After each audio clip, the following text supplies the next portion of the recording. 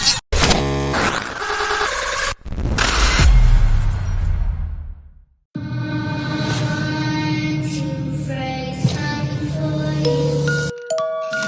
scary movie? Uh-huh.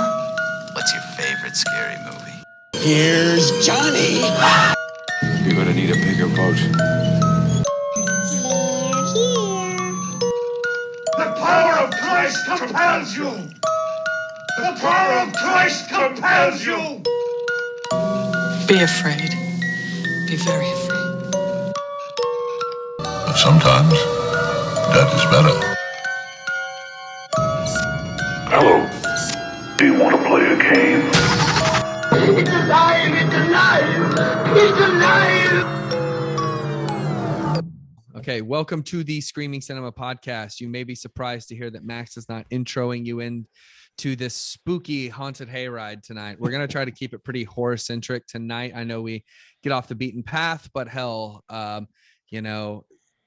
we're all over the place these days. We're on HBO Max, we're on Shudder, everywhere. Disney, so Disney it's Plus. easy. Hey, dude, Disney Plus has been doing me right. So, Oh yeah. and then, of course, we've been Max and Preston and I have been doing a lot of Blu-ray stuff. So thank you for joining us. We're going to talk about a bunch of new stuff. There is a swath of content coming in, and we kind of decided we would each pick one that we watched that we more so recommend. I think that each of these films that we're going to talk about today, that we all have something at least positive to say in some respects about them. So let's spiral out of this and introduce ourselves. That was something we didn't have anything else to say about. Exactly. I'll introduce us. We're on a Zoom call. Introduce us in, I guess, clockwise order. So what's up, my A24 brethren? Oh, that would be me. Yes. That would Preston. be you. Did you guys see the rumor 2.5 to 3 billion they're trying to sell? Insane. Indie no more. I'll still rock the hat for reasons. So Preston is back. I'm very happy that Preston is here. He always kind of grounds my live wire. So, and then someone I've known for a very long time, a dear homie, Tyler. What's going on? Oh man, don't make me blush, man. I don't know if we've ever talked about our roots, but me and Cole met at a magical land called Circuit City back in the day. I don't think we've ever talked about that on this podcast. No, we really haven't. Nope. I thought we had. I was being sarcastic. A bygone relic of the past now, but those were some fun times, weren't they? Dude, they were the fun times. Tyler swore that he knew more about films than I did back when I was 18 years old. You know what? For a good 4 or 5 years, I definitely beat you in ownage of physical media, and ever since then, you have overtaken me and never looked back. So, yeah, it is my passion in life. Yeah. My number one, and my very chill brother from the Pacific Northwest, who is the reason why we are here today. Yes, sir. This is Max. What's going on? I'm excited about today. I feel like in addition to the fact that there's like 4 new horror movies that all kind of dropped within, I guess horror adjacent, but all dropped within the last 2 weeks, is awesome to talk about. And we've been on like a physical media spree. We've been texting in our group about what we're buying. I think we're all spending all the money that we have on all of these crazy 4K releases, horror releases, everything, man. I think I'm quadruple dipping on Halloween now. I think I have it in a set, have it individually, have it in another 4K.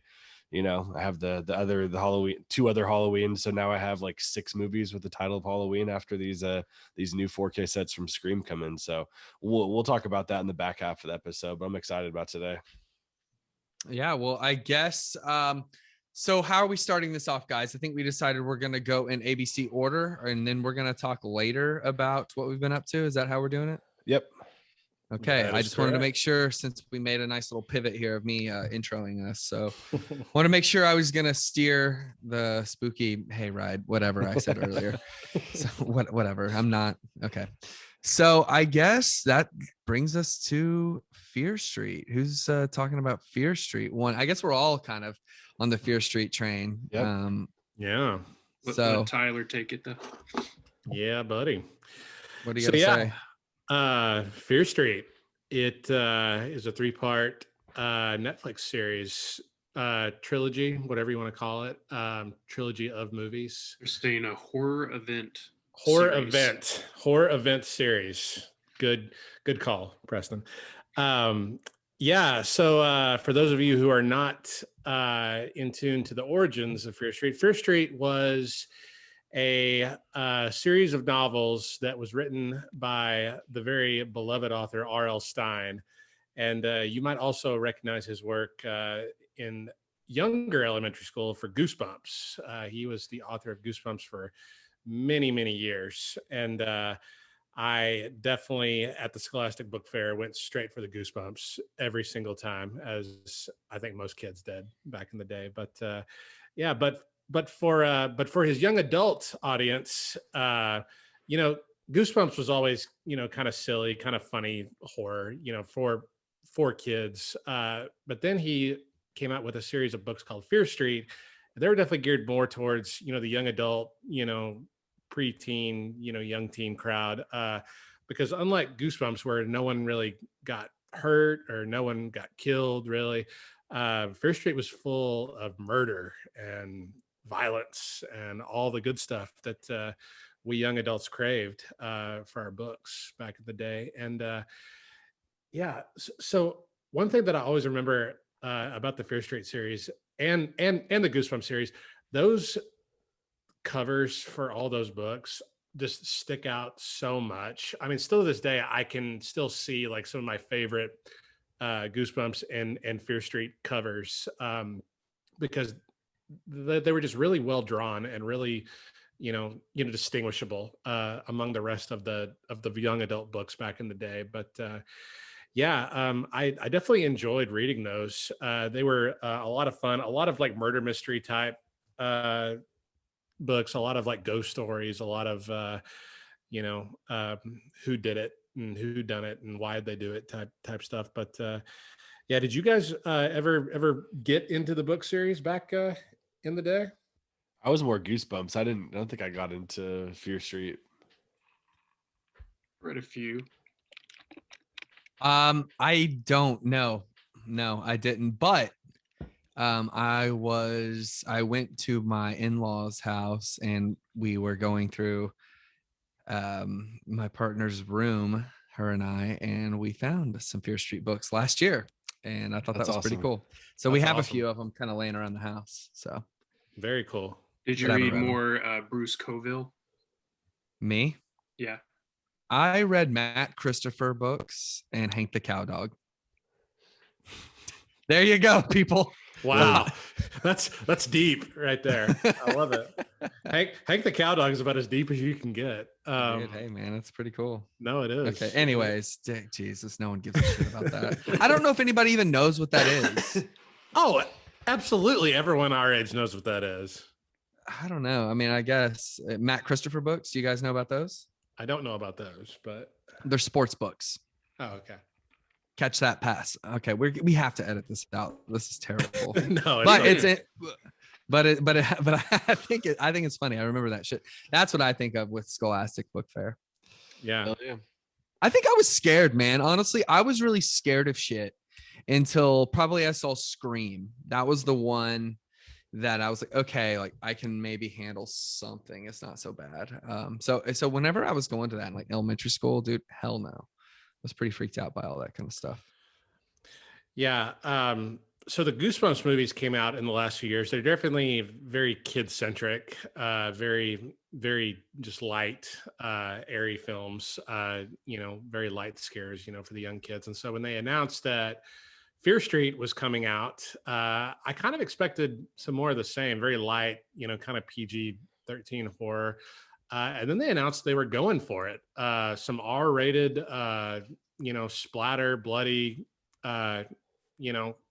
series of films. And that really piqued my interest. And so I didn't really know a lot about it coming in. I didn't know how it was going to be connected, but just knew that it was listed as 1994, 1978, and 1666. And so it's been released every week for the last few weeks with the final entry 1666 coming up this week. So I'm going to go over a little bit of the first two entries, 1994 and 1978. So a little bit of backstory on the series itself. These films take place in the fictional cities of Shadyside and Sunnyvale.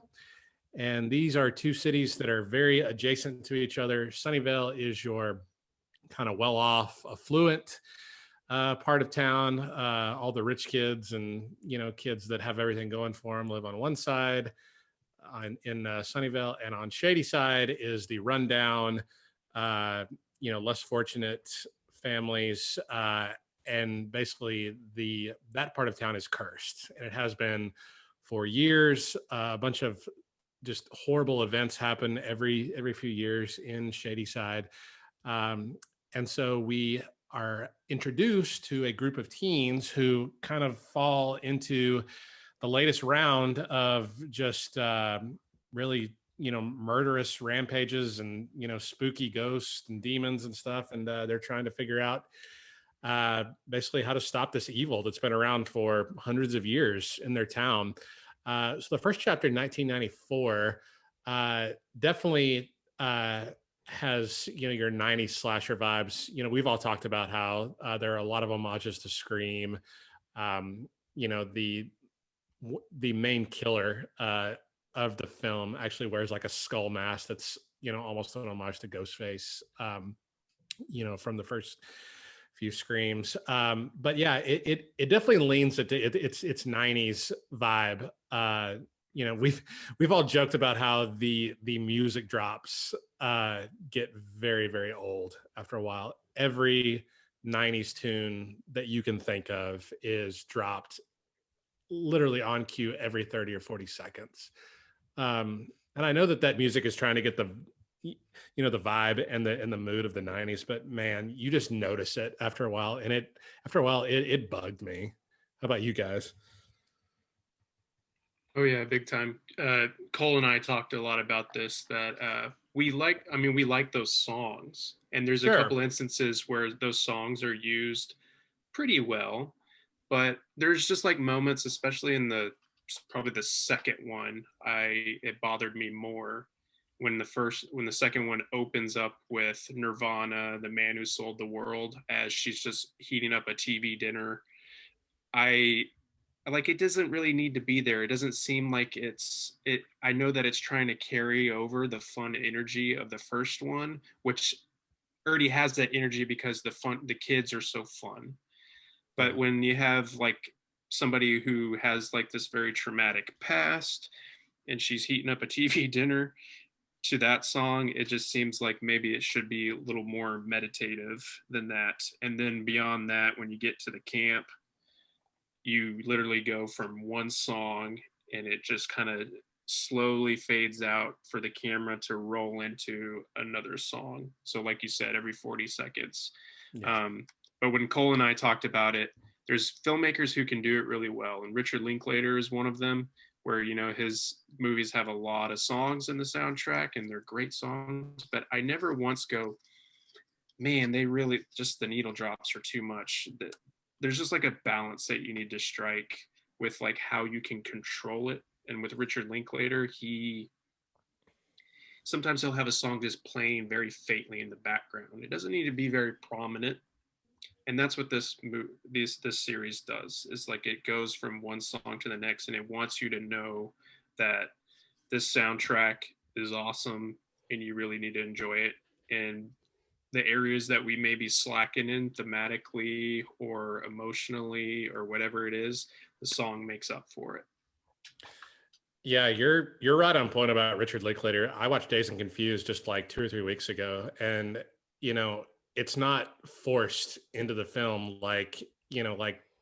we know that it takes place in the 70s. Like, we don't need to get beaten over the head with the soundtrack, and all the music cues that he does just flow very naturally throughout the film. This film just kind of keeps reminding you over and over, yeah, we're in the 90s. Like, we know we've seen enough nostalgic pictures in the last few years to know how the 90s or 80s or 70s feel, even though we didn't live, during some of those eras. But it's very organic. I would say that with Richard Linklater, he uses radio. Like he's going from a club's got to have a song going, or he'll have cars are like the songs are playing in the cars or something Tarantino like that. and Once Upon a Time in Hollywood, that worked really well too. Yeah. Well, there's only one. I mean, there's just, since we're on the music, I know this is like, but this is what people have been talking about with these movies. There's the music. The only one that works really well in it is something that I didn't even notice. So I rewatched the movie. I watched the second one twice, but it's whenever there's a scene where they play "Carry On My Wayward Son" to distract one of the, I don't want to say what it is, but to distract the person or thing that's killing. And that was really great.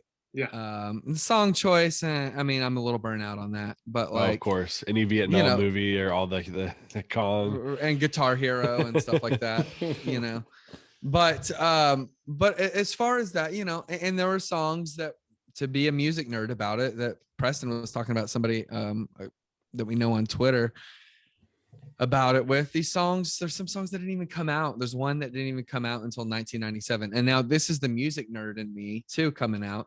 Is the song is probably not a song that people would know, but it's a song by a band called White Town called "You're a Woman," and it came out in 1997. Yeah. This movie's supposed to take place in 1994. Yeah.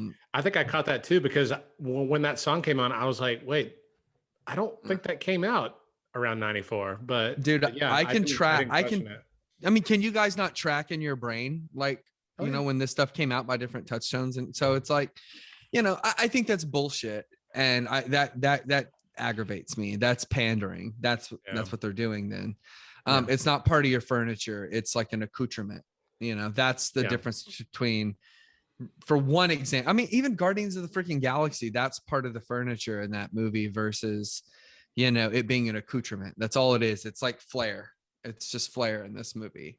So do you think that filmmakers shouldn't, because James Gunn creates playlists before he writes the movies or does the movie? This filmmaker did the exact same thing, where she made playlists before she did the movie.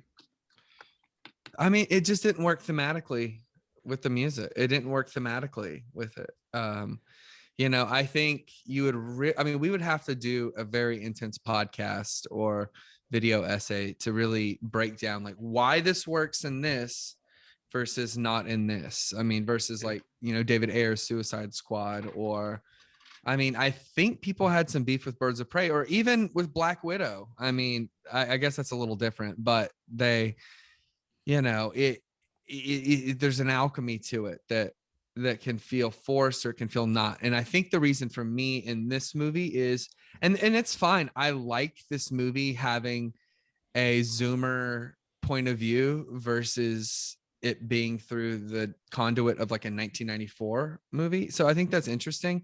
It's like a movie made by people in 2020, just using 1994 to kind of play dress up, unfortunately. But I still think the content of the movie overall was fun and entertaining due to the actors for the most part. I think the movie has problems, but it's a pretty damn entertaining movie. I feel like we've been shitting on it just because the music choice is off. But, Tyler, you asked the wrong question. I know. Well, let me switch over to the good part about music. Marco Beltrami scores it, and I was like, damn, this sounds really familiar. I'm getting Scream vibes, obviously, because it's 94, but when his score is really cool on this, when they give it time to breathe in between all of those music drops that you guys are talking about. Marco Beltrami's a good composer, man. He did the Quiet Place score, and that's a great score. He's fucking prolific, man. Like, look at his He's thing. fantastic. He's in everything. It's literally like Venom Carnage coming up later this year. Chaos Walking. I mean, he's done like 5 movies this year. It reminds me of like the era when like Cliff Martinez was doing the score for like everything that was like, people, I don't know if people can see this episode, but yeah, I'm like drenched in red right now. So it's like that kind of vibe. So, I mean, the music just, oh God, I could talk about it forever. That's really an aspect of film that really fascinates me deeply. So, All right, But- moving on to Tomorrow World.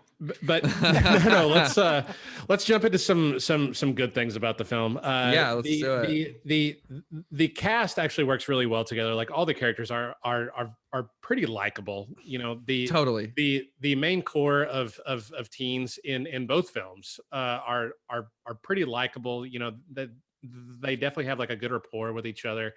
You know, there's a group of siblings in both films, 94 and 78, that definitely play, in 94, the, older sister and younger brother dynamic. And then in 78, this, group of sisters who just can't quite get on the same page ever until, it comes down to, them trying to save each other. But, the acting is really good. And, they know how to drop, the, comedic tones, when they need to, and, the dramatic chops, when it calls for it. But, that aspect is really good about the films.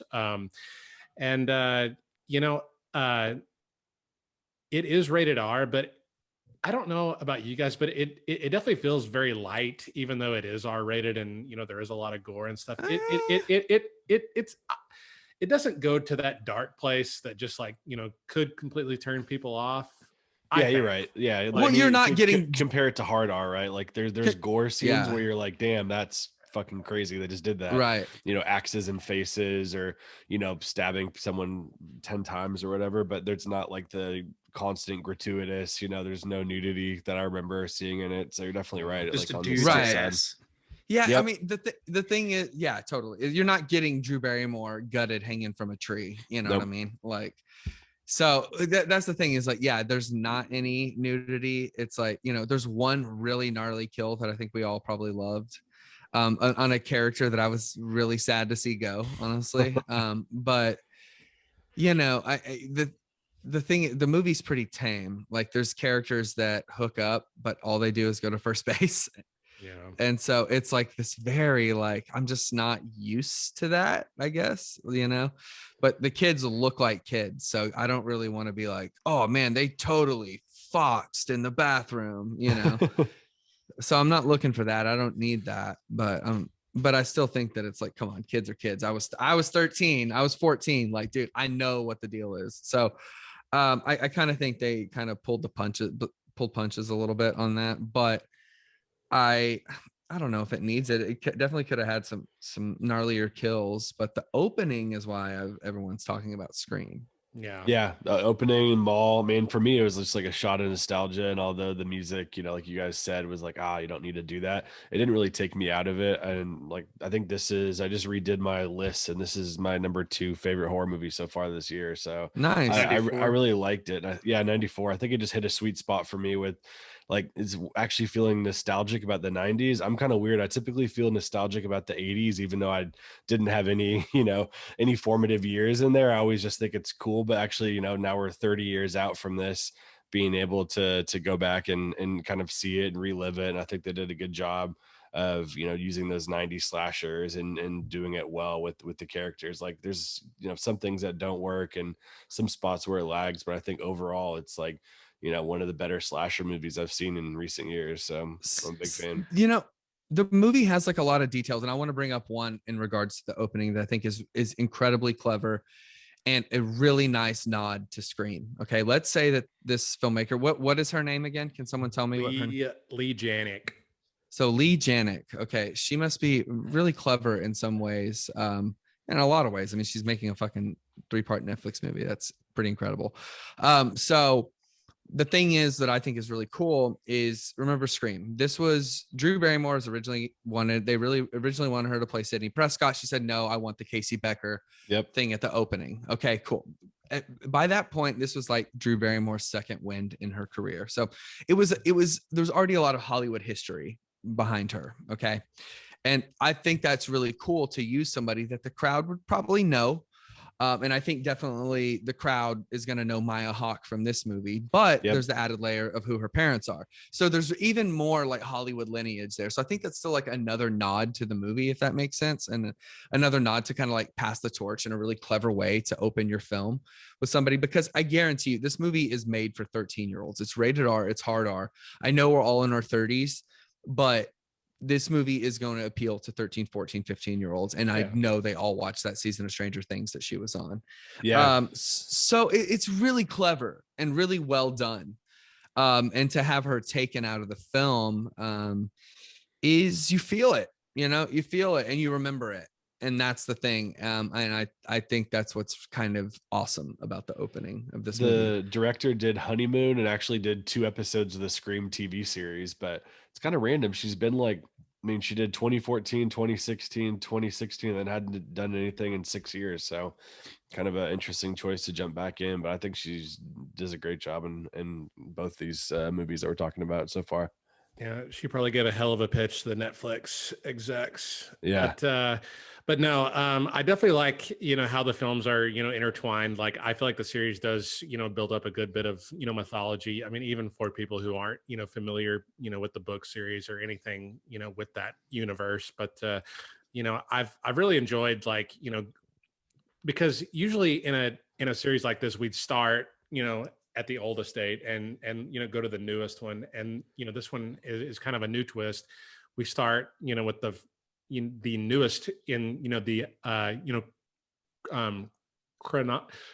chronology, and then we move backwards. So I thought that was an interesting aspect of the series. But it is too, because they bring characters in the first one that like you feel like you're supposed to know and you don't, but you find out more about them in the upcoming 2 parts and some of their backstories, which is an interesting way to do it. Yeah, but I definitely also enjoyed the Friday the 13th type vibes. With the second entry. I would say the second entry is a lot more violent and brutal than the first one. Kids. Yeah, some kids get ganked, young kids. That poor fat kid.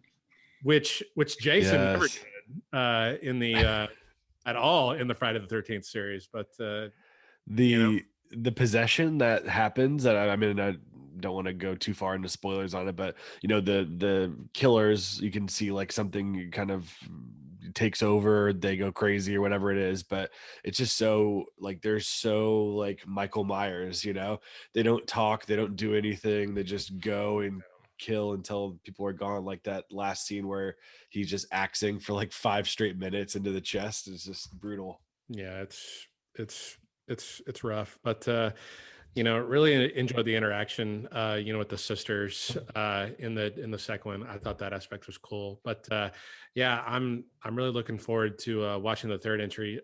Preston, you saw an advanced screening of the third entry. Obviously don't share any spoilers or anything, but how do you think it caps off, kind of? Yeah, I don't want to say too much because I also respect, I want to protect y'all's viewing experience of it as well. But I'll just say probably the same amount that I said to Cole when I told him that I had watched it. And it's that I think thematically it is the best one out of all of them. I think the first one is still the most fun, but the third one I was really looking forward to just because of the same annoyances that we were talking about earlier with the soundtrack. I was like, well, maybe they won't have that problem here, even though we were talking about some tweet that we had read that they're going to play like Vivaldi or something. Like what kind of 1666 music drops are they going to have? But it's very folk heavy because it's, it's 1666. And I think we had mentioned before we started recording that tonally the director was going for something like Terrence Malick's The New World, but it very much is what I expected going into it, which was The Witch, but because everybody has that elevated language of thy shall live deliciously, but it also has some aspects to it that are very much Midsommar, and you'll see as you watch it.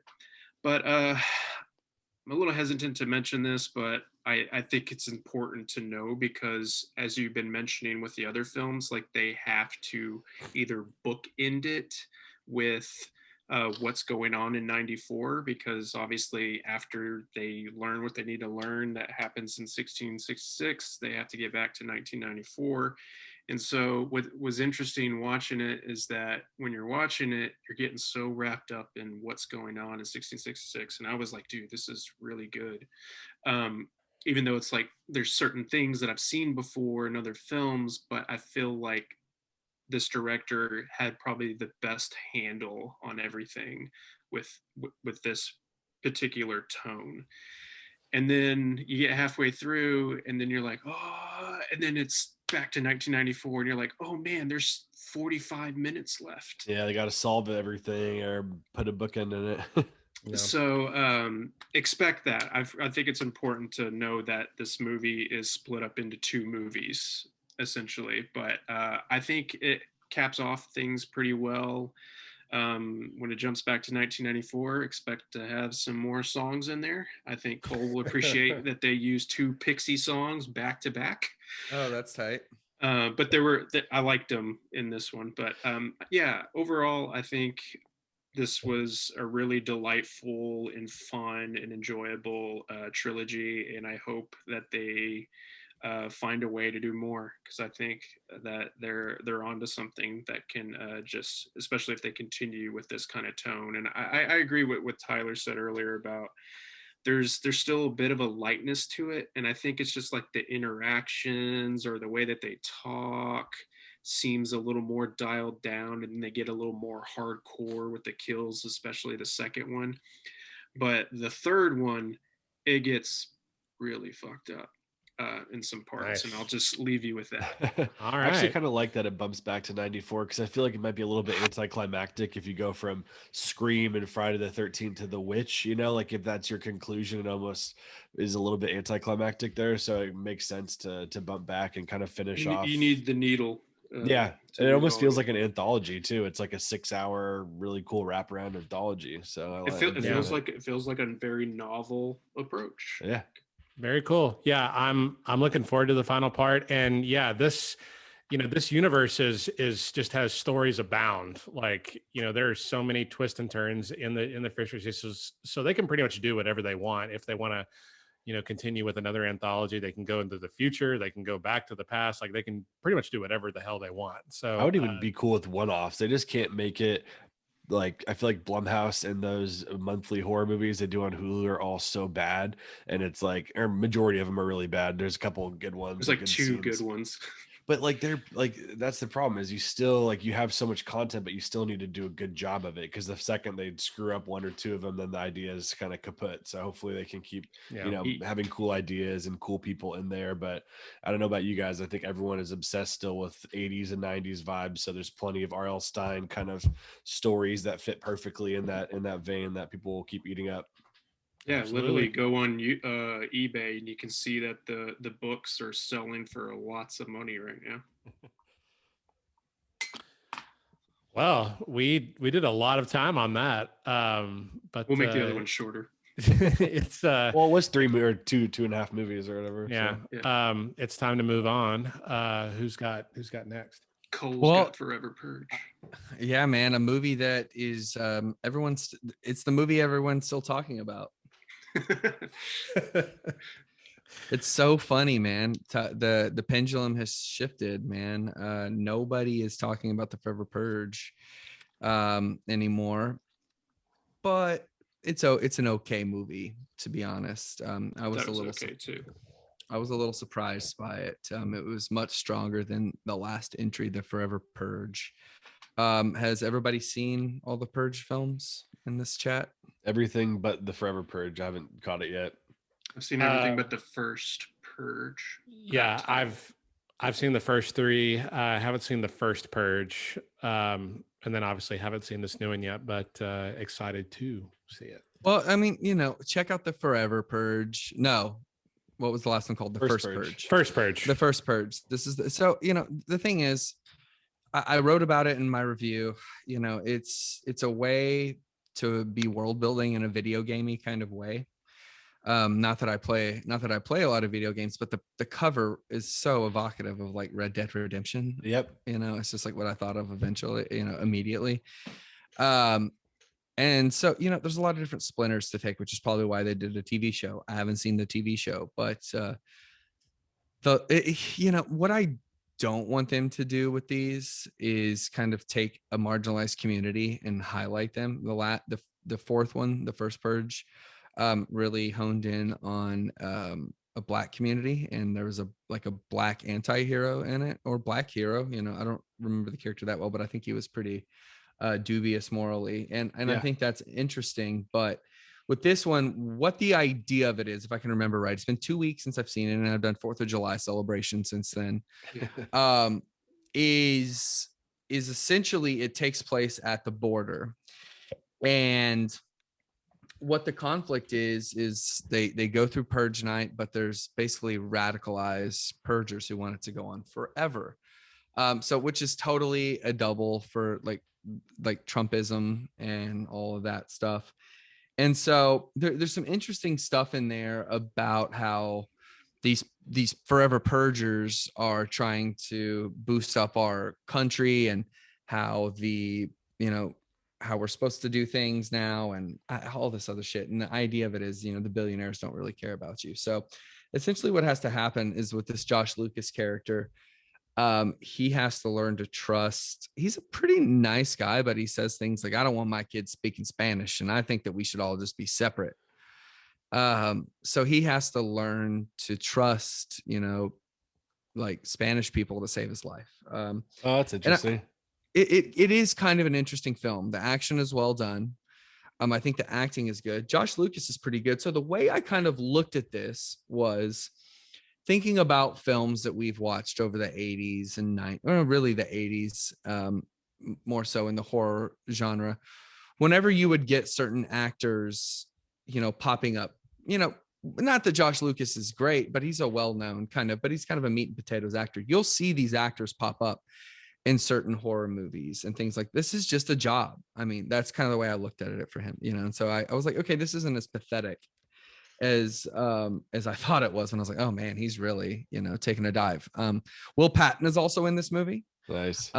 So that's something there. So, the thing is that there's some script there for them to grab onto. Will Patton has a really awesome dialogue scene, monologue. And so, I like it. There's an actress in it. I wish I could remember her name, but she's in Army of the Dead as well. And I liked her.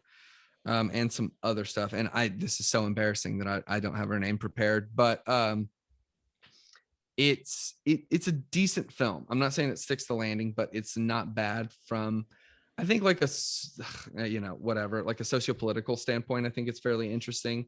As a horror movie, whatever. It's kind of just an interesting filmmaking exercise that I think has something on its mind. And I think that there's something to that. I would watch this again. I would really like to think about it again and think about the characters' arcs more strongly, to think if I really like the film, think if they're really earned, if they're deserved, and all that is remained to be seen. But I still don't we talked about this. I still don't think it's as good as the second one, which is the best one in my opinion. That really gives you kind of like a shotgun splatter of like so many different types of people.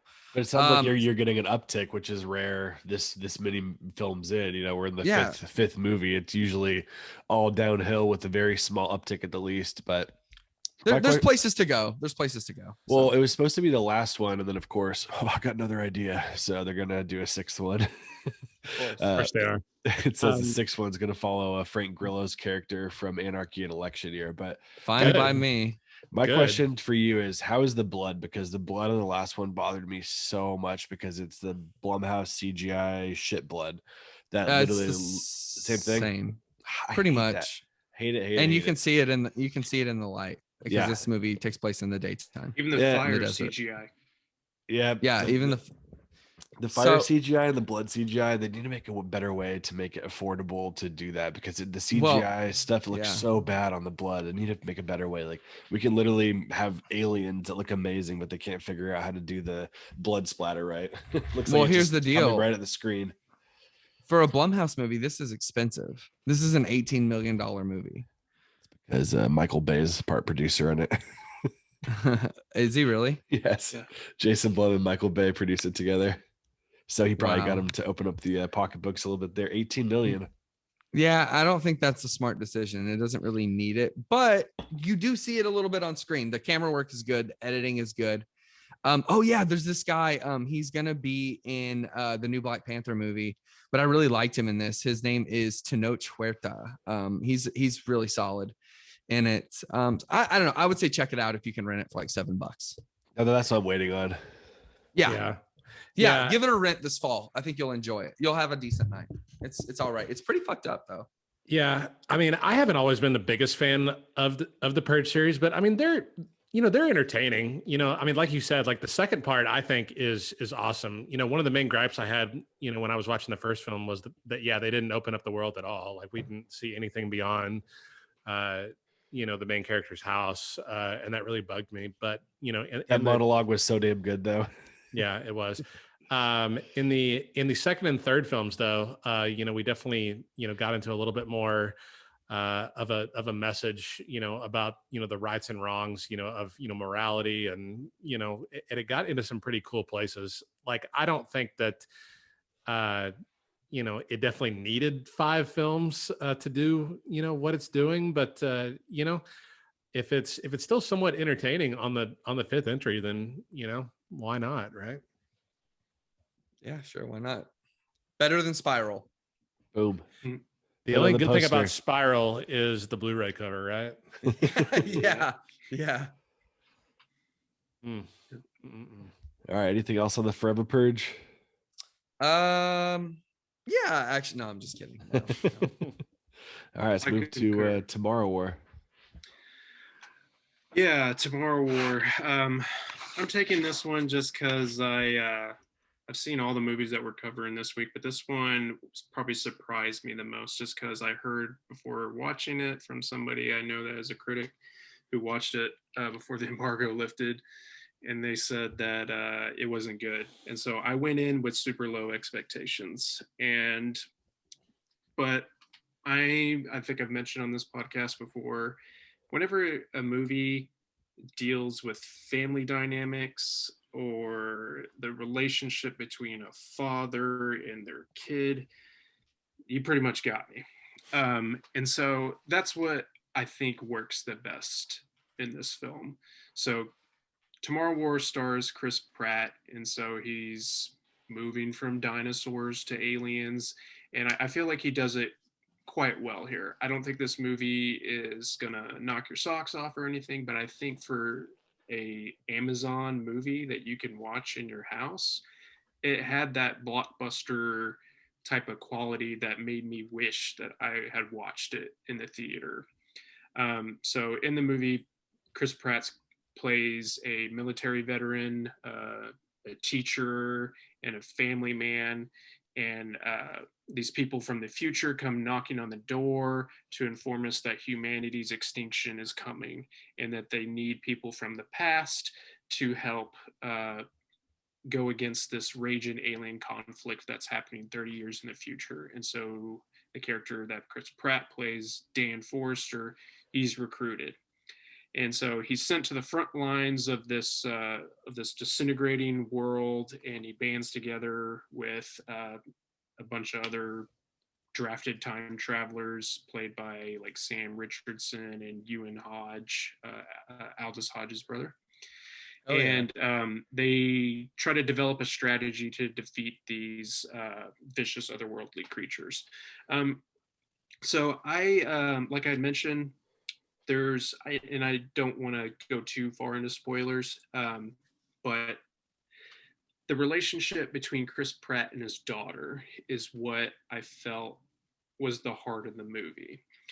And you have to know when you're going into it, especially when I know how Chris Pratt is now, and he was an executive producer on this. He's going to try to weave something in there that is very, like wears a heart on his sleeve type of thing, where it's just going to be very cozy and warm. He's going to try to go for something that's embraces all the things that he's interested with his, father-in-law being the governor. Maybe he was trying to do something that was going to celebrate Arnold Schwarzenegger in some capacity with time travel and these kind of like dynamics that are very similar to John Connor and the Terminator. Absolutely. So I feel like that kind of carries over a little bit. With Chris Pratt interacting with his future daughter. I really don't feel like that's a big spoiler to the movie, No, because you kind of expect it with 30 years in the future that characters are going to run into people that they know when they're older, and they make jokes about it in the movie where like, oh, they probably picked us because they know that we're all going to die before this, and so you erase that whole scenario of people seeing each other, seeing their future self and things like that, and like what that can do to the world and the past and that sort of thing. So this movie again tries to explain to you how the time travel aspect works in here with like pencils and pieces of paper or chalk and whatever else. And so there's a lot of aspects to it where you're just kind of like, okay, we can move on, but I never felt bored by it. So I think if you go in and you focus on the things that I'm telling you to, which is the family dynamics, I think you'll have a good time. I mean, it's hard to disregard the fact that I cried probably 3 times while watching this. Oh, dude, I don't. Yeah, with the scene when he's like trying to be proud of his daughter and she's like blowing him off, like there's definitely some good family dynamic stuff, and I'm right there with you on that. And for the horror element of it, the white spikes are fucking awesome. They're like a mixture. They're well designed. They reminded me of like a Quiet Place creature because of how destructive it is, right? Like one could easily kill like 1,000 people, but also like they're pretty horrific. That stairwell scene that they have, they do a great job kind of utilizing that to have them be scared. There was a couple times in it with the time travel aspects. I liked a lot of the stuff that they brought to it, but like I just couldn't figure out like when, towards the end of it, something was happening and like, like it's an alternate timeline, bro. You're going back to make a whole new timeline, right? So if one person dies in the future, you go back to your time, it doesn't mean the same thing's going to happen again because it's an alternate, universe. So that stuff kind of got a little bit, mixed up. Yeah, it's kind of like Looper when they say, don't think about this time travel stuff; it'll fry your head like an egg. Exactly. So don't worry about all that stuff. But I will say that the moment that the movie surprised me the most when it goes outside of just the family and emotional stuff is when they're actually zapped up to be dropped into the future, and they're literally dropped from like multi-stories high to essentially fall to their death, and if they happen to land in a pool, they survive. And I was like, damn, I love that. Like, oops, sorry, we miscalculated that. So this army we sent to help save humanity, like 95% just splatted on the ground in Miami. Yeah, and I didn't even mention J.K. Simmons as a buff dad in this. He looks good. He's not in it the movie a whole lot, but he makes his moments count. I did not enjoy this film as much as you fellas did. I think this movie wanted to be too many things at the same time. I felt like it wanted to be Independence Day at times. It wanted to be The Terminator at times. It wanted to be, Interstellar. Yeah, Edge of Tomorrow, Interstellar, whatever you want to, call it. But it was inconsistent for me because of just the like outright like identity crisis that I thought it was having. The action set pieces are pretty cool. I will give it that. Like it has some good shoot 'em up scenes, going up against these huge ass aliens, and to your point, Preston, like the dynamic between family always hits hard for me too, and especially with a father and a daughter. I've got 2 girls, and so that aspect hits me hard too. I just think that this movie kind of borrowed it, like the best of from like 3 or 4 other movies, and just tried to make it its own after a while. I feel like it was a little bit too long. I probably would have shaved about 20 minutes off of it. I thought it would have been just fine that way, but the final act was like Alien Covenant, I thought. Yeah, and once again, like we're talking about all these other sci-fi films that it's kind of borrowing stuff from, and I'm just like, make it your own. Make it independent of those. And I mean, and I'm not saying that you can't borrow, something from, any of those films, but like this film just felt like it didn't have anything fresh to say on its own. And that's kind of what bugged me about it while I was watching it. But I mean, Chris Pratt, he's likable in everything he does, and he definitely Even carries the Passengers. film. Yeah, Yes. yeah, but you know, I didn't enjoy it like I wanted it to, and honestly, I probably heard a lot of the bad juju and kind of thought I wasn't going to enjoy it going into it, and it kind of, I think, tweaked my expectation a little bit, and I kind of went into it going like, I'm probably not going to enjoy this, and I kind of didn't like. I wouldn't watch it again, but See, I don't disagree with any of the criticisms he said, but when I was watching it, I don't know. Sometimes you're watching something and you just don't care. So, like Sure. with the whole greatest hits thing, totally. I wrote it in my review. I mentioned all those film titles you just mentioned, and then I was like, but at the end of the day, I still had a good time with it. I can't disregard it. So, Cole, if I'm going to sell you on it, it's kind of like watching like the Maze Runner movies, where you're like, yeah, you can see a lot of aspects from other movies in it, but I had a good time watching it. So Yeah, I just- haven't seen it. I just love the day and age you're at where they just throw $200 million at an Amazon movie and just throw it out there for Prime users. Like, how many Prime users do you need to make up to get that budget from that film? It's just crazy. But that's the piece that I'll never bitch about. It's like, it's not going to matter after the Lord of the Rings series come out. I think each episode costs what, like 100 million each. Yeah, or something like that? it's literally insane. But I mean, I'm all for it. It's stuff I already pay for, so getting content there is really cool. Yeah. Well, I'm looking forward to see it. Well, I mean, I am. What I want to say is, don't go to IGN for movie reviews, because they had this as a 3 and Space Jam: New Legacy as a 7. So I think that tells you all you need to know. Dude, I don't go to IGN for shit, and you just opened up a huge can of worms for me. So let's just stop. Let's move on to our final quad film here, Werewolves Within. This just hit VOD. I think it was 2 weeks ago, July 2nd.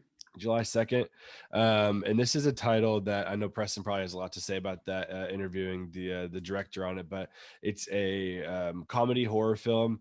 It's kind of draws a pretty cool line between the two. I typically don't like films that are comedy first and then horror. I'm more of like the horror comedy, like if you have funny moments in it. But this one kind of really draws a line down right the middle, where there's some slapstick humor and there's some really fucking scary parts in it, and it does a great job balancing it. The duo that kind of leads us in this film is Sam Richardson and the lady from all the AT&T commercials, Milana Vayntrub. Is that how you pronounce her name? Vayntrub? No one knows. All right. But it's the most odd duo. He is a like beta Forest Park ranger who is worried about his girlfriend who pretty much dumped him, and he second guesses everything. He's so unbelievably timid. And she is this like really badass character who is kind of knows everything and kind of leads the way and is very, I don't know, she's hard to explain, but it's kind of an interesting duo that we have. But the basis of the story, she doesn't have a care in the world. No, she's just hanging out, delivering packages in a small town, knowing all the gossip. But like the best bit with her that totally just sells like how lovely her character is when she's explaining it, the town and the townspeople and the weather, and she's just like, "You're gonna fit right in." Yep, the nothing gossip makes sense. The basis of it is a snowstorm traps town residents together inside the local inn, where the newly arrived forest ranger Finn and the postal worker Cecily must try to keep the peace and uncover the truth beyond a mysterious creature that's begun terrorizing the community. So it's cool. Throughout the film, you're kind of guessing like a lot of the, what's the most recent werewolf movie we did, Cole and Tyler? Wolf of Snow Hollow. Yeah, Wolf of Snow Hollow. So this is totally vibes of that, where you're kind of, is it real? Is it this, is it this outdoorsman who wears a bear hide doing it and kind of mimicking it? So it's a little bit of a mystery, just the right amount of humor thrown in there to just kind of make it its own film. But I really like the setup. The first act was my favorite. I was like all in on it. When we got trapped in the inn, I was a little bit like, I wasn't wanting that vibe. I kind of wanted to kind of continue out and have it take place in multiple locations. Obviously, budget is probably one of the reasons why that didn't happen. But I thought it was a fun movie, and I really kind of liked the ending. It went to a place where you weren't expecting it to go, which I think is fresh.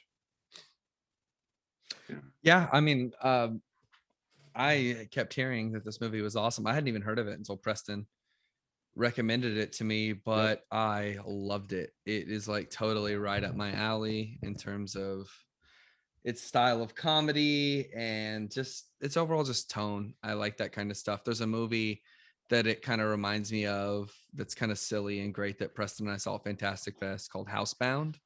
That's really good. That's a New Zealand comedy, horror comedy. And that's that's such a good movie. I loved it. If you guys haven't seen that, seriously track it down. And so I thought this movie was awesome. I thought the script was really good. I thought the acting was great. It really threw me for a loop, and it really went into some directions that I liked a lot. A little Stephen King-ish in a way. It's just cool. I mean, you got a little Mist vibes going on in there, which I mean, shit. I mean, I just, that's like one of my favorite Stephen King adaptations. So, and I think the ending delivers. So I Josh Rubin rules. I loved Scare Me as well. His last film he did for Shudder with what's her face from You're the Worst, Arya Cash, I think is what her name is. But he was acting in that movie, and that movie had a really fantastic third act as well, in my opinion. So I think this guy knows what he's doing. I'm really excited to follow his work. This is really one of my favorite movies of the year. One of the most fun times I've had. One of the most surprising times. Batch of characters is so cool too. Just like, yeah, they have a couple like rednecks who are kind of fighting. They have like a rich gay couple. It's just like, it puts all of these like characters together in just such a funny way, how they all interact and they're all stuck together because of snowstorm. That kind of works out well. That guy from the What We Do in the Shadows show is in it. I don't know if you guys have watched that show, but yeah, it's absolutely hilarious. I like Cheyenne David Jackson, and this is just cracking me up too. Absolutely. So it's really good. It's really cool that a small movie like this can still be fresh and really well done. But I mean, it's from IFC, so IFC knows what they're doing when they're not releasing movies directed by Dave Franco. But you know, I thought it was Michaela Watkins is in this movie. I mean, if you see her face, you'll know who she is. She's fantastic. It's Trish. So, yeah, I haven't seen this film, but I definitely want to. I actually read today that Josh Rubin wants to reboot Darkman, which sounds somebody suggested awesome. it online, and then he was like, "I would totally do it." Yeah, I mean, if it you know, it sounds like this film, you know, does some zany things, you know, like, you know, in his prime Raimi. And so I kind of feel like maybe those two, you know, directors are kind of on the same level a little Literally bit. blows my mind that the co-lead of this, and you know, a major player, Sam Richardson's in a $5 million indie and a $200 million Amazon alien killing action movie. Just the weirdest connection piece between these last two films, and something you definitely wouldn't expect. Also great as Paul in Promising Young Woman. Yeah. Yep. Yeah. And go ahead. No, go ahead. I was just gonna say something stupid. Say something stupid. No, say the stupid thing. I was gonna say, and he's also on I Think You Should Leave, the sketch show on Netflix. Oh, That's great. If you guys haven't seen that, I haven't seen so it. profoundly stupid. You'll get a lot of pee poo poo poo jokes. So yeah. Well, awesome. Go ahead.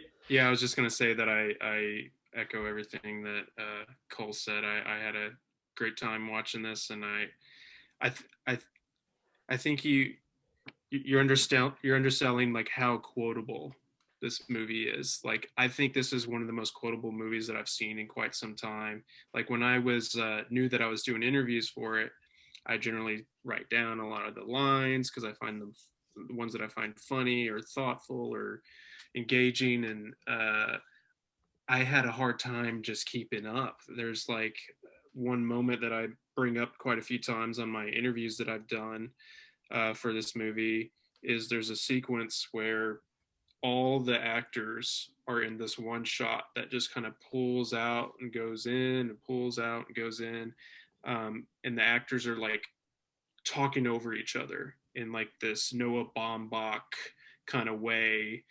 And you just have to almost like I watched it by myself the first time, and then I watched it with my wife the second time. And the second time I was laughing so much because I don't know if I was just anticipating that my wife was going to laugh or what, but when I was watching the first time, I was just like trying to home in on everything that is said. And you can hear somebody say, fuck you. And then somebody says language. And then you can just hear all this other stuff just going on.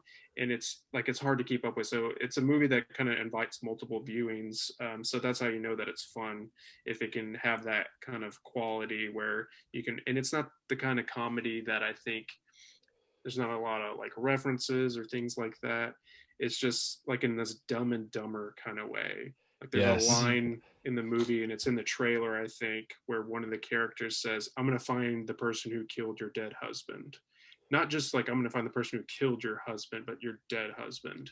And that's just the style of writing that is all throughout the movie, and you can just have a great time with it. So yeah, I would say probably this and 94 Fear Street, probably the most fun horror movies of the year. The quotable is right. We're having a good old fashioned sleepover with guns, though. With guns, yes. Like every single person has a gun in the movie, which is funny because they usually like make all of the people unarmed, and the werewolf will just be able to pick them all off, or the person pretending to be a werewolf or whatever it is. And in this one, it's like they just start blasting all movie. It's just great. Yeah, Cole, because you probably watched it the most recently. Do you? One of my favorite characters in the whole movie is Marcus. He was like one of the redneck guys that with the long hair. Mm-hmm. There's a scene when they're all in the hotel together, and he says something like, what the shit, or something. He's like, he has this whole bit where he says a line and it feels like it just comes out of nowhere. And that was like the greatest laugh that I had in the movie. I wrote it down somewhere, but I don't have it in front of me. I just don't remember if you can recall the moment. No, I don't remember. I'm not very good with remembering stuff like that because I kind of get caught within the rhythm of the film and then I'll miss things. So I have to rewatch stuff several times to really let it sink in, because I was trying to figure out what was going on in the film. And whenever a movie changes shapes like this one does, quite literally and metaphorically, it is a really good thematic element to the movie, now that I'm thinking about it, because the movie is about shape-shifting werewolves. Of course. Is it real? Is it not? Okay, you just have to watch the movie and find out. But the movie changes shapes a lot, and I think that's really cool. So maybe I think that's why I don't know. I'm sure he's not the first director to think of that. I mean, maybe fucking John Landis's punk ass did, but I don't know. Yeah, I can't remember. So I just get too caught up in all the rhythm and the pacing of the movie. But I'm gonna buy this when it comes out. I mean, it's gonna come out on physical media through IFC. So Shout Factory's gonna take care of us with this one. So yeah, it's gonna be good. Yeah, this one was number 4 on my list so far of horror movies for 2021. So, well, just tell us what your favorite is. That Quiet Place 2. Oh yeah, duh. Yeah, and then somehow I left off Saint Maud on there. I had Wrong Turn over Saint Maud. I was like, whoops, got to add that back on there. What do you guys want to talk about? Move over to what we've been watching lately, movie news, that kind of stuff here. Is there anything else we don't want to say on these 4 films? I think we're good. We did the damn thing. Dude, there's been so much shit going on. Tyler was over at my house for 4th of July. Before everyone came over, I watched Top Gun. We threw on Independence Day. Once the kids are kind of playing outside. So, that was awesome. And I was like trying to look at any other like more 4th of July movies. And I think those two are the Return of the Living Dead. Yes, that's true. Those two are on the top of my list. I wanted to throw on The Patriot, but that's not really a party movie. So I wanted him to throw on Uncle Sam, the killer Uncle Sam. I really wanted him to throw that on for the kids. Yeah, man, that would have been good. I think there's the first one you want to kick off with is the one we've probably all seen outside of horror a little bit. Jump over to the MCU here for Black Widow. Sure. Yes. Yeah. I I saw it on Thursday night with my wife. She's my MCU buddy. We go to all the MCU films pretty much opening weekend. So, and we haven't gotten one in like 2 years since Endgame came out. So we were pumped. I will say the action pieces are awesome as any MCU film is. ScarJo, still can bring it. She needed her own movie for this character for a long time, and she finally got it. And I think she does great. Florence Pugh is a welcome addition to the MCU. I love her character. David Harbour is excellent in his role. Just brings the comedy left and right. Every scene that he's in, you just can't help but smile at him. So all that is great. The only gripe I have about it is this is the most self-contained Marvel movie probably in the entire MCU. Like there are no stakes for anything outside of this film at all, except for maybe the post-credit scene. But other than that, like I'm still wondering why this film got greenlit when it did. Just because for everyone that's seen Endgame, she's gone, she's dead. We might find out later, that that's not the case because, they're dealing with, multiverses and stuff like that, during these next few phases. But, the story was cool. She went back to her roots, she got revenge, all that good stuff. But, this definitely doesn't need to be part of the essential Marvel viewing, if you want to continue on, with the story. And especially in phase 4, this is almost like a nerd out chronological view. It would have fit perfectly in that space between Civil War and when Avengers start. I don't know why they didn't. I mean, they obviously have a huge plan for everything. It was cool to have her get a curtain call. Yeah, after she died, but this has been money right after Civil War, like somewhere in between there, so we kind of know what the hell was going on in between that huge ass gap we had. Yeah, if you want to watch like all the MCU films like in chronological order, watch this immediately after Civil War and it'll fit right in. But as far as it being released now after everything, I'm kind of questioning why it was. But Kevin Feige's a smart guy. I'm sure we'll find out sooner or later.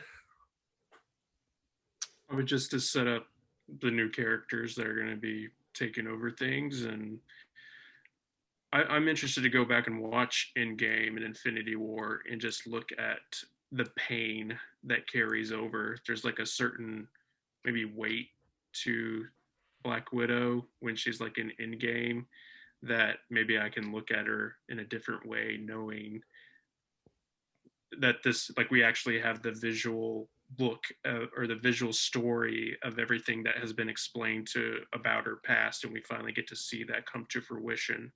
That maybe it's just the nice little puzzle piece that you needed in there but yeah, watching it, I knew like, well, if she's in any dangerous situation, I think she's gonna be fine. But I kind of just focused on the characters, and you'll have a good time. The other characters and what she does. It's exactly what I did. I think the film is better. I don't know. I mean, I kind of went in I knew what to expect, but I also got something more. So I was pretty damn happy with the movie, to be honest. There's only one moment that I thought was ridiculous, and I think it was going around. Is that when you texted Twitter? Us the opening trailer? Well, that was horrible. Yeah, no, there's a slowed down version of Smells Like Teen Spirit in it that. Yeah, it's dumb. Oh boy, did it piss me off. But the movie, I mean, David Harbour, I just loved him. I loved him. I mean, he just stole the whole movie for me. Very layered, different than what I was expecting his character to be. There's an opening sequence that I think pretty well written, pretty well choreographed. Yeah, that was a really cool way to open it. It was a cool way to open it. I had no idea what to expect. Yeah, I was worried that they were going to have some bad dialogue revealing who the characters were in the opening, but they didn't. Thankfully, they didn't take the Solo or Star Wars story route where they're like, your last name is Solo because you're by yourself, or just something like that. But no, I mean, David Harbour I didn't really know where the allegiance lied between his character and Rachel Weisz. because they do some pretty despicable things in it. But he really just, I just loved it. Like, I don't know what to say. I just like loved his character.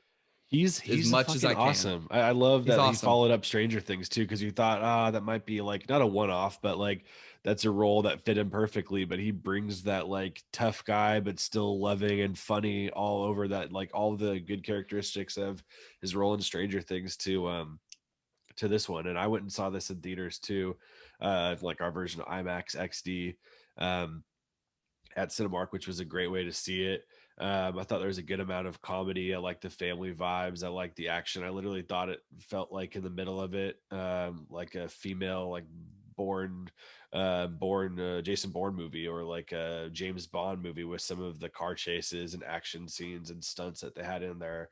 I know Marvel kind of puts that in sometimes with things, but it felt like it was kind of past that, trying to make itself a different film than, the superhero film, because for all intents and purposes, we don't really have anyone that has superpowers necessarily. In this movie, it's mostly just, hand-to-hand combat. Yeah, genetically super soldiers, modified, a little bit of super soldiers, but mostly just really, really badass hand-to-hand combat, which is I can definitely appreciate.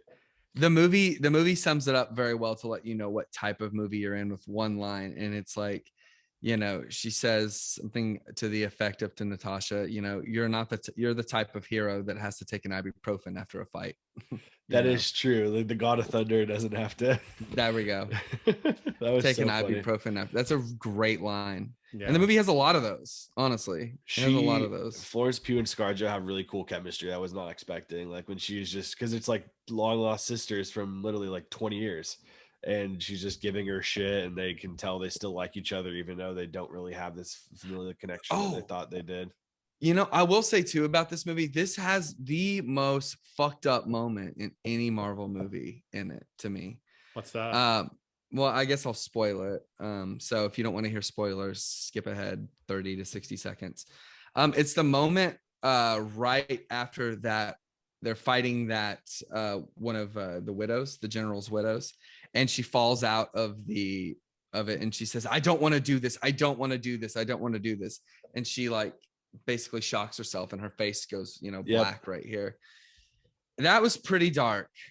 Damn dark. It definitely went dark. My friend was asking if his son should see it, and I was like, "We got some child trafficking, some forced taken out of internal female reproductive organs." That was crazy. Yeah, the hysterectomy line from there's a lot of crazy stuff. But the thing is, I don't watch this show, but the person I live with, she does, and Erica, she watches Handmaid's Tale, and there's a big finale with. You watch The Handmaid's Tale? Yeah.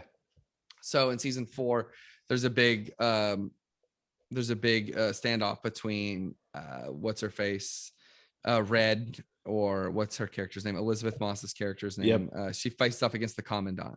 Okay, played by Ray Fiennes, or Joseph Fiennes rather. Yep. Anyway, and it's seasons of build up, and there's a scene between them that's really epic, and this has the same kind of thing in it between Ray Winstone, and you don't feel it as much as that, just because of the length of that TV has to offer you. But that's one of the pluses to the television show. But it's fine.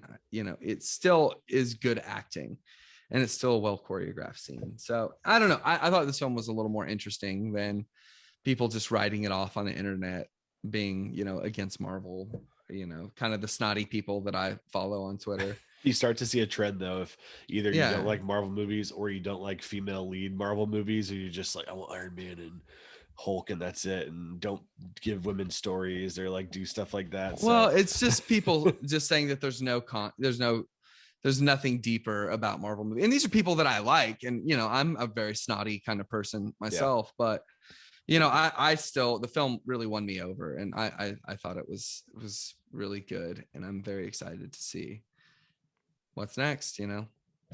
Shang-Chi. Nah, that doesn't look so good, but I'm optimistic. The last trailer was much better. Yes. Yeah.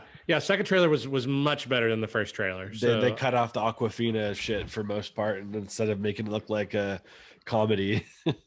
Yeah. Okay. Cool. Yeah, because that is very true. I mean, I love Aquafina, but it's I'm not gonna go on a Marvel rant. Yeah. All right.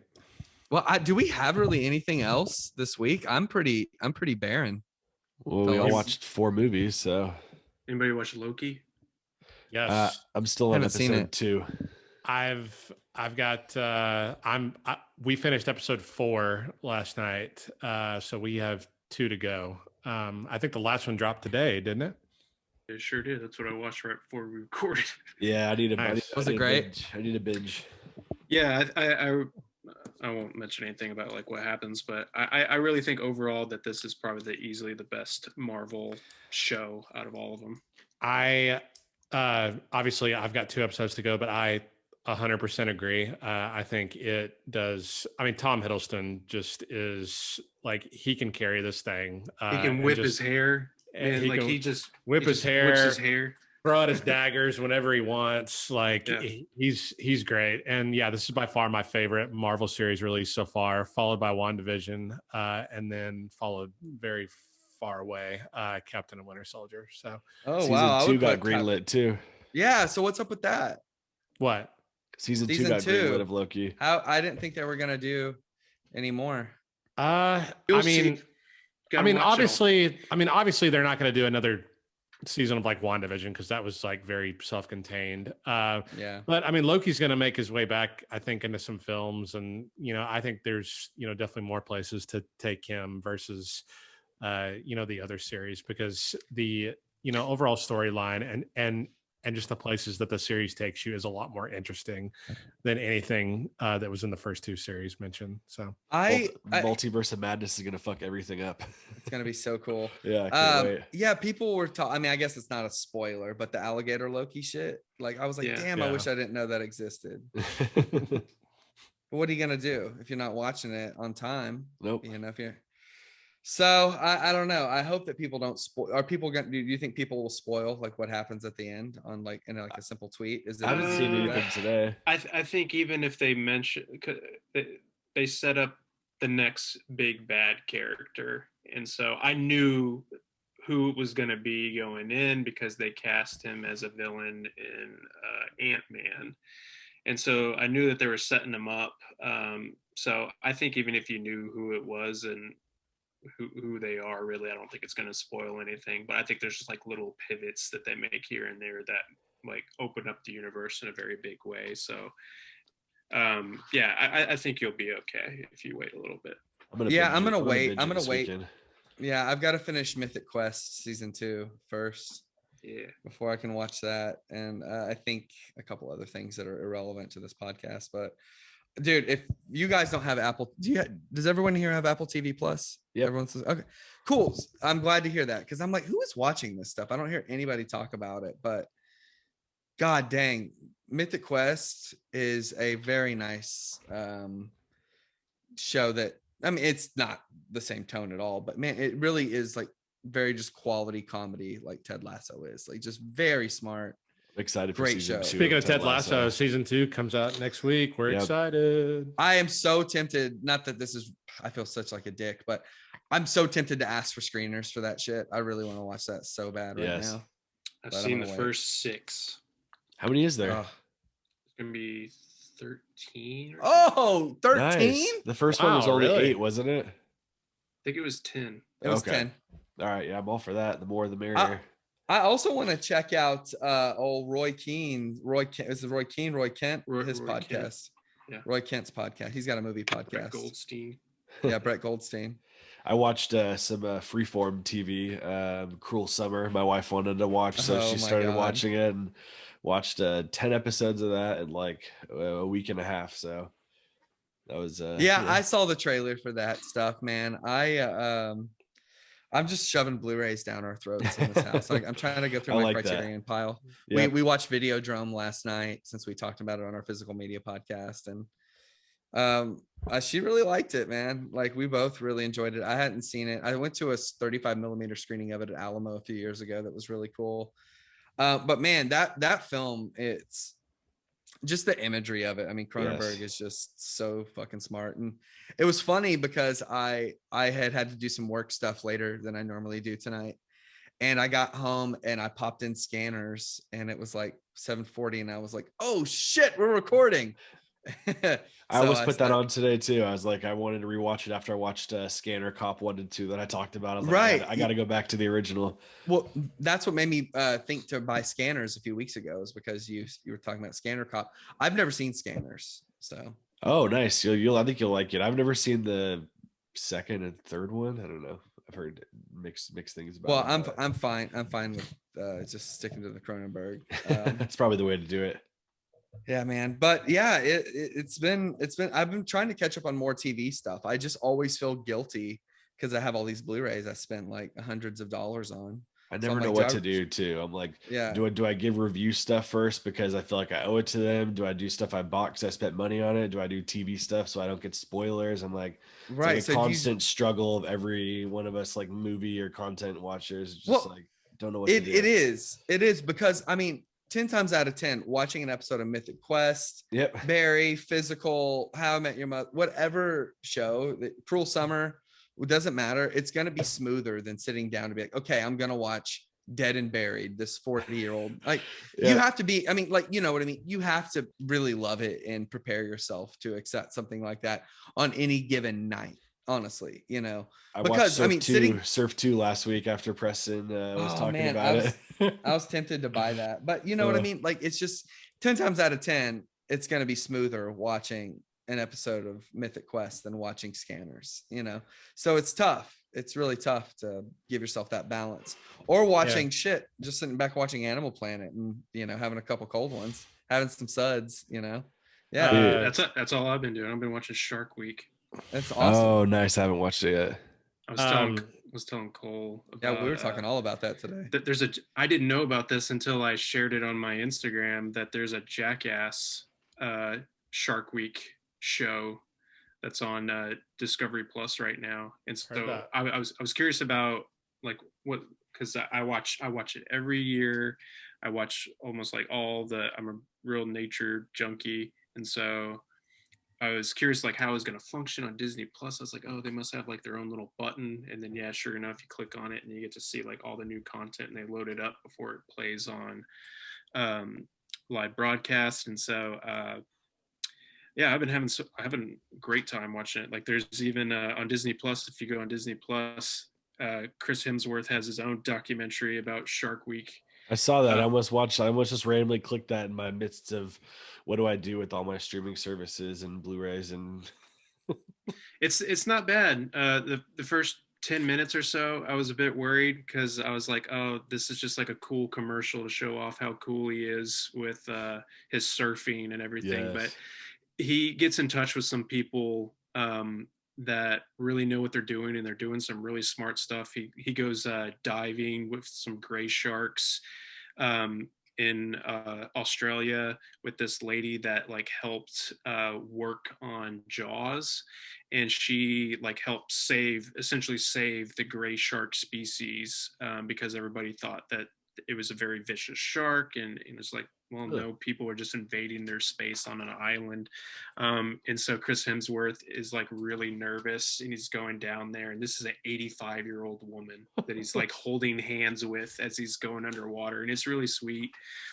And then they do a study on like great white sharks, or any shark really. They have like this where they can detect anything electrical between their eyes, and so they can just like sense like an engine or sense something that's something I need to steer away from.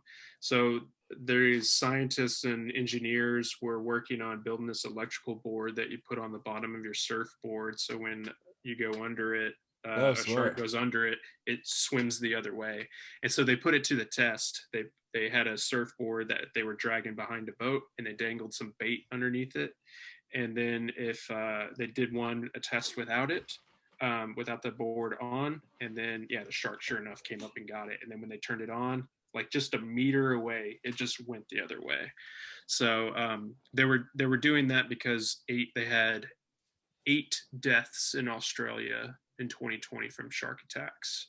And so they said that if they had that, and they were like from surfboards, if they had that on their board, at least 5 of them would still be alive, because it would just take about 60% of the sharks away. So it's cool. They were doing some cool stuff on there. So like I highly encourage, if you haven't got into Shark Week, they got some fun stuff on there. Dude, Yeah, it's me like too. $7 a month without commercials. Yeah. It's like nothing. Dude, I think Discovery Plus is like one of my favorite I streaming services. haven't got into it yet. I need to get rid of a couple of them. I keep adding them and I'm not getting rid What of do any you- of them. What do you?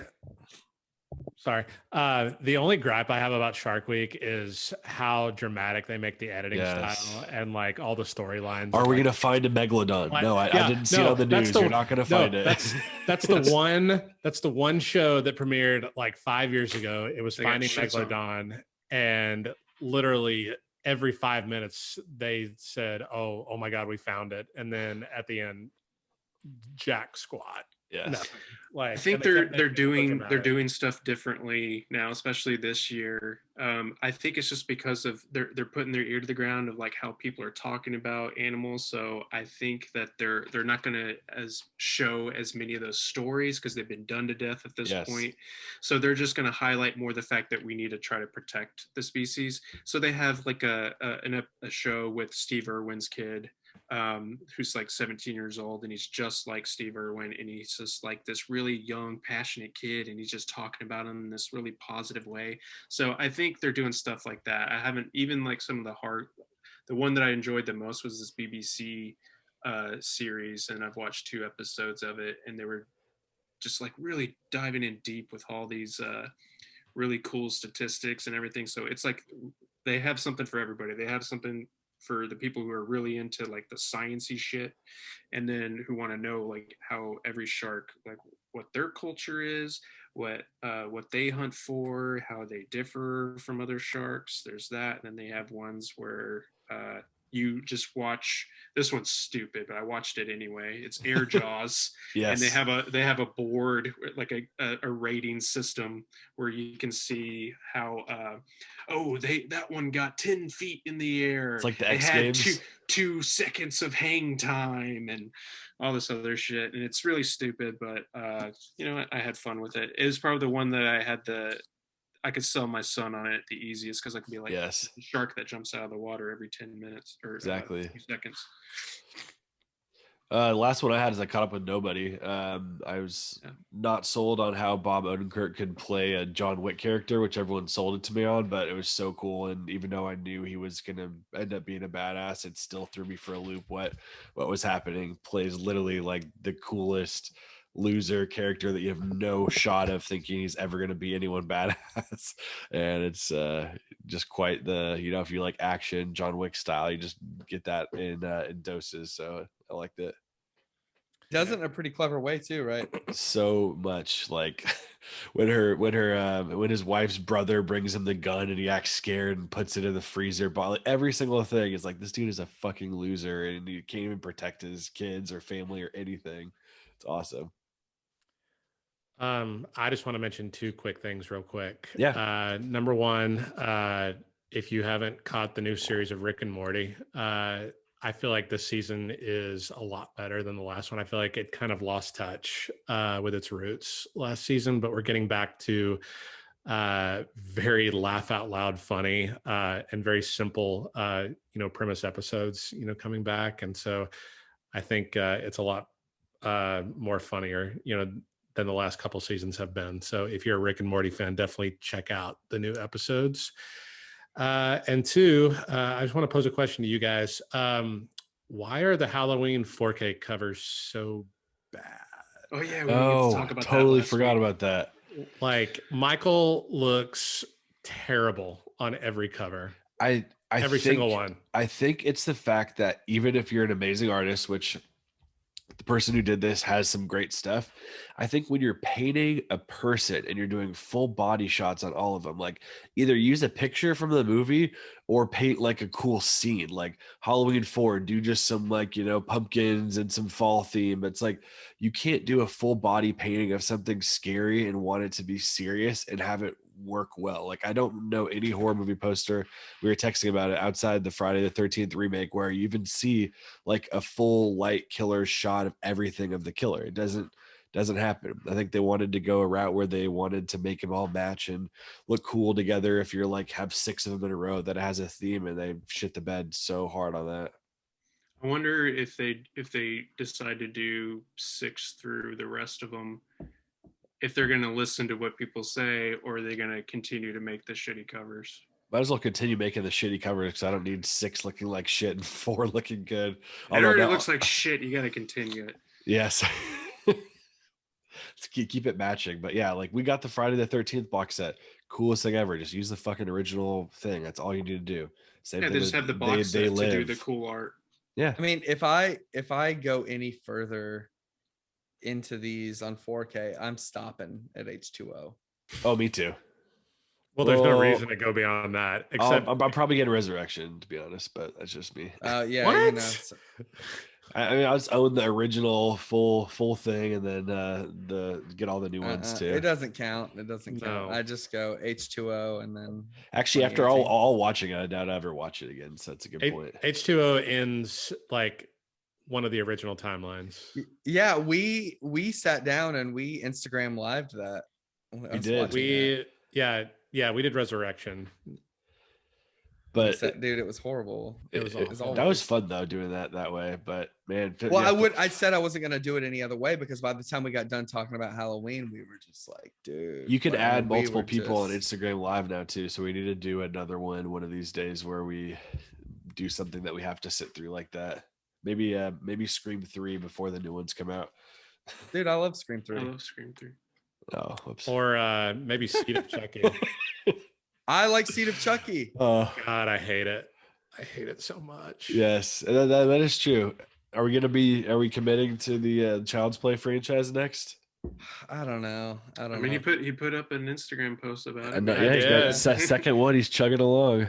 I did, and in fact, I watched 3, Bride, and Seed last week. So I am rolling along, fellas, with or without y'all. So merrily we roll along. Yeah, I mean, I got the box set. You know, I mean, I'm down. It's just going through those Halloween movies. It was so tiring. I know it was, but like if we just make it like 2 episodes, like 4 in one and 4 in the other, I think we can cover good ground that way. Yeah, I mean, how long we talked about Fear Street.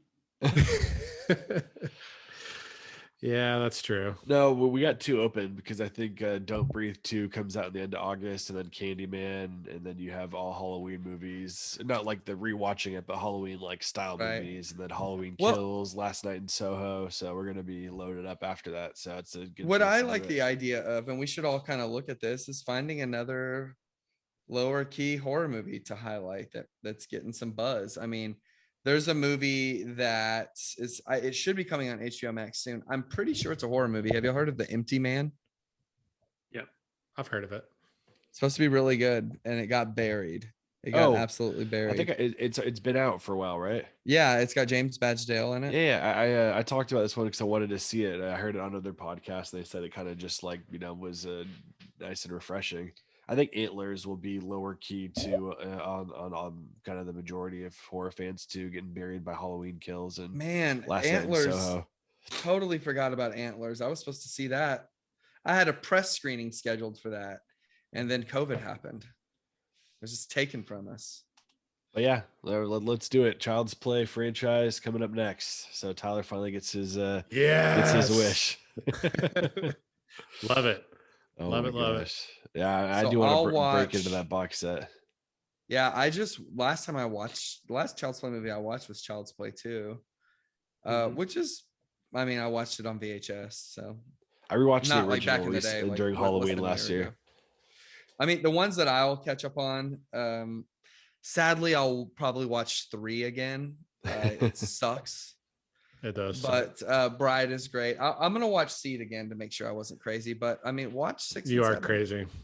6. Well, the Curse is awesome. Curse is fantastic. After we do Child's Play, the last thing left is waiting until Scream Factory drops the Nightmare on Elm Street box set, and then we'll do that franchise. I think that's the last big one that we have to hit.